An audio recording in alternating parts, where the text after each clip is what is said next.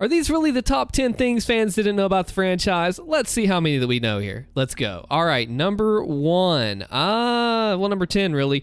BJ Blazkowicz and the Doomslayer are related. Yep, okay, I knew this was true coming in as a fan from the 90s. So basically, Wolfenstein guy and Doomslayer, also Doom guy, are both related in the timeline. Commander Keen is in there too. A lot of people don't realize this if they're just coming into the series, but if they were there from the 90s, this connection was made all the way back then. So therefore, Slayer and BJ are connected due to that. So let's see this here. Story follows the original Doom game and blah, blah, blah, all that. But we look here. BJ is the great-grandfather of the Doomslayer, and then the main protagonist of Commander Keen is the grandson of BJ, who's either becomes a space marine or has a kid whose son becomes a space marine. Boom. Evil Dead inspired weapons. Yes, I've not seen these movies, but a lot of the things about it, let's take a look here before we go too far down. Coming out in the 80s, which makes sense as Doom came out in the 90s. The first film's a cult classic horror film, and just goes on to say the chainsaw is redone, super shotgun.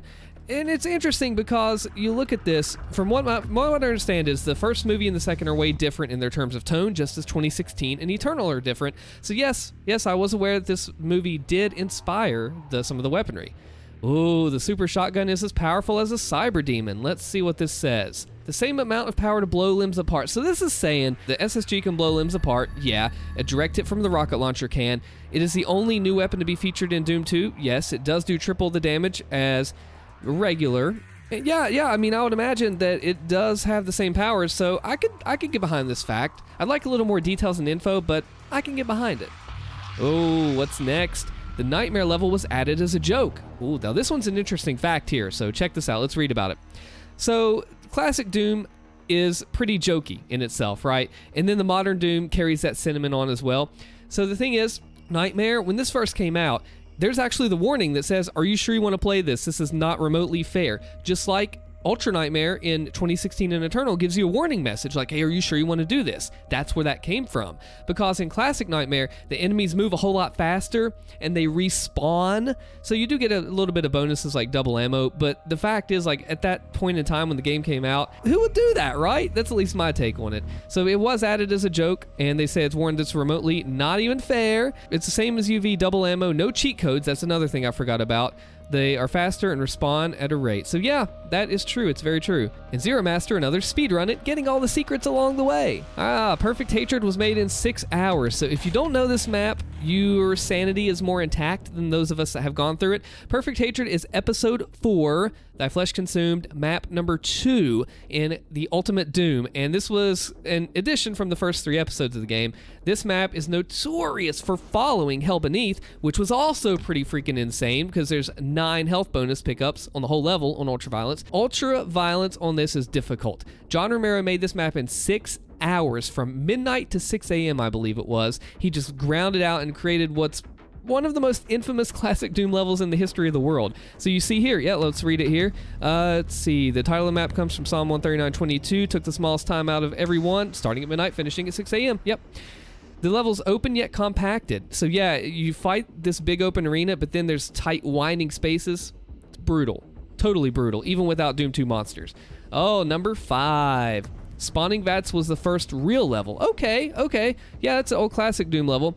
Although it's the 7th map of the 2nd episode in the game, it's actually the first ever Doom level to be properly made, and by far the largest in the game. Okay. The level contains lots of secrets to find, and the earliest versions of it appeared in Doom 0.4 and 0.5. So that's actually a common thing that game devs do, is that the very first level of the game, I think even Romero said it, is that you make it last, because that's when you see what the player needs, where they're going, what is going through in the gameplay flow, and by that point, you will be able to refine the level and make it something really good, because that's what that player starts off with and sees from the get-go. So, Hell on Earth was probably not first, UAC was probably not first, and the newer Dooms as well.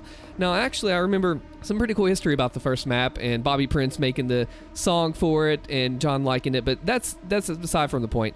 This level was designed by 2 people. It's pretty big, but has small rooms and lots of monsters, mainly imps and other things, and a soul sphere is hidden. In case you're wondering why it's called Spawning Vats, it's because where new demons can be bred with artificial flesh and bone. Fun. See, look, New Doom even pulls out from that too. The Argent energy, making the demons from the husks as whatever. Look at Classic. Classic was laying that framework right there. Awesome. Number 4, released a day after a Senate hearing on violent video games. What? Now, I know about Tipper Gore and the PMRC, the Parents Music thing, and rock and metal. Let's read this here. So back in 93, the Senate held its first hearing about violence in video games. From Mortal Kombat, definitely the fatality system. So it was first held on December 9th, 93, and the very next day, id Software released the very first crushing Doom game.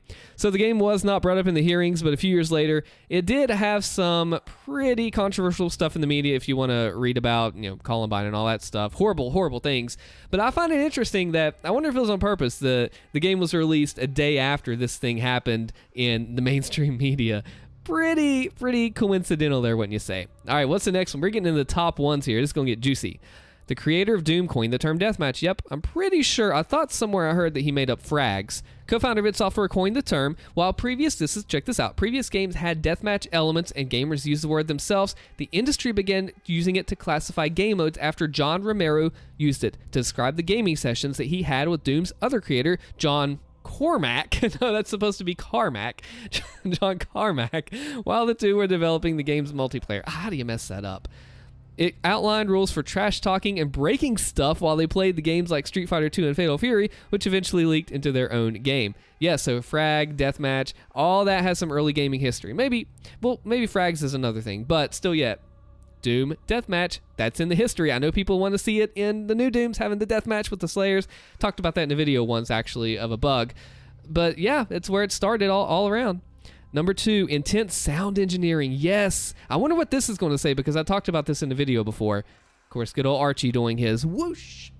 Doom has become pretty famous for not only its signature rip and tear style of play, but the incredible music, yes. So a lot of the sounds, like I said, I did a video on this, were made from a pretty weird combination. The gore sounds by slapping together raw meat and macaroni salad, pistachio shells, wet cloth, and much more. Very nasty. See, this is actually something, you may or may not know this, that's super interesting, called Foley art. Foley art is when you take odd items and put it together to make sounds. And I've actually dabbled in this a little bit. So for example, if you get a plastic bowl, like a Tupperware bowl, and you put cornflakes all in it, and you walk your fingers through the cornflakes, it sounds like a person walking through the woods, crunching the sticks beneath their legs. Beneath their feet, rather. So I can see how they will put all this together, slapping the raw meat and everything. Less surprising, all Doom games feature some pretty well-known inspirations like Alice in Chains, Nirvana, Metallic, yeah. And you play the song Cyber Demon through a visual synthesizer, you can see a 666 as well as a pentagram. And I believe there's some cities and things too from the downtown map in some other parts, but altogether it's Doom, it's metal, they're going to use raw meat and stuff. And when Snavels and I made Meat Hook Acoustic, the music video, we had some pretty odd things that we used for sounds too. We were going to use raw chicken, but we didn't for whatever reason. Number 1, the most installed piece of software in 93. This is true, more installed than Windows. They actually got Bill Gates to go on a commercial. Well, I call it a commercial. It's a promo back in. It's real cheesy. You can find it on YouTube. More installed more than Windows computers. People would skip work and skip school to play out, in their school libraries or at home or whatever. Like this thing, when people say that Doom was the father of the FPS genre, they are not kidding. This game revolutionized everything you know about FPS. Does that sound clickbait? Because it's totally not, I promise. So the original Doom, one of the most influential. And let's see, the first modern FPS game was Wolfenstein, yes, in 92, Wolf 3D. There was a Castle Wolfenstein game before that. Maze War is credited as the first FPS from back in 1974, but this game, Doom, has been added to the Library of Congress. And since the 90s, piracy was alive and booming, stops the game sales from climbing ever higher.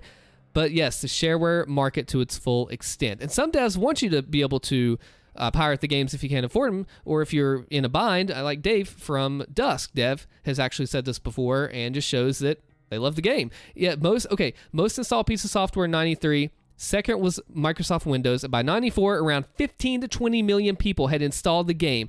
And id Software was reportedly making about $100,000 a day. I'm pretty sure the devs made 6 figures back in the day, which if you're looking in 90s dollars is insane. So what'd you think about this? How many did you know? How many did you not know? Comment below. We'll talk about it and check out the next fact video here. I'm Allstin. Thanks for watching.